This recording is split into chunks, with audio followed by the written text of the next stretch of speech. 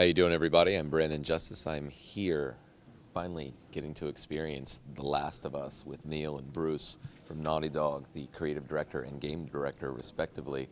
You guys put on quite a show. Thank you. You know, the whole team back at Naughty Dog have been working like tirelessly 2.5 years on this game, and it's so great for us to finally get it out there and like for people to see gameplay.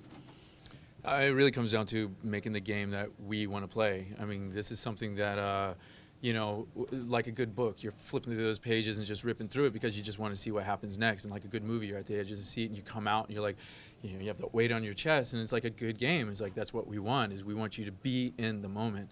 And we're taking everything that we've learned about story and character development and the craft of investing in these characters and conflict propelling story, etc., as well as game design, and trying to give you enough choice and strategy and grounded reality so that you feel that there's actually risk to the choices that you're making in this world. One of the things that stood out to me in a big way is, I mean, obviously with Drake and Sully, there's a lot of back and forth between those two characters, but you guys are also using the relationship between Joel and Ellie to sort of inform people about the world, how they sort of come from two different almost universes in the sense that he's sort of pre-outbreak and she's post.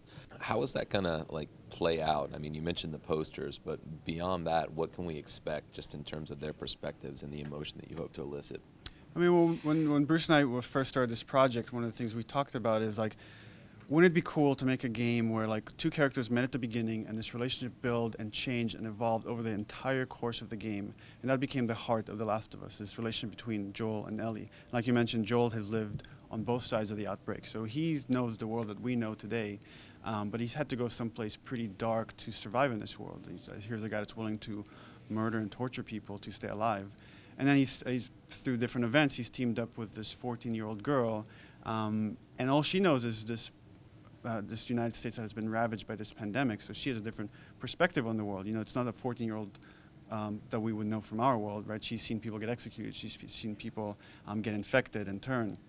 And when we're doing our jobs right, we're taking the motivation off of those story moments, like you know, the elated moments or the moments that Neil just mentioned, which is there's conflict in that relationship, and we're seeing how that plays out inside of the game as well. They're going to change their vocal patterns. They're going to change how much they're going to talk or not, or how much they're going to cooperate or not, etc. So you're going to see a great breadth of right as this relationship changes. You're going to see gameplay variety.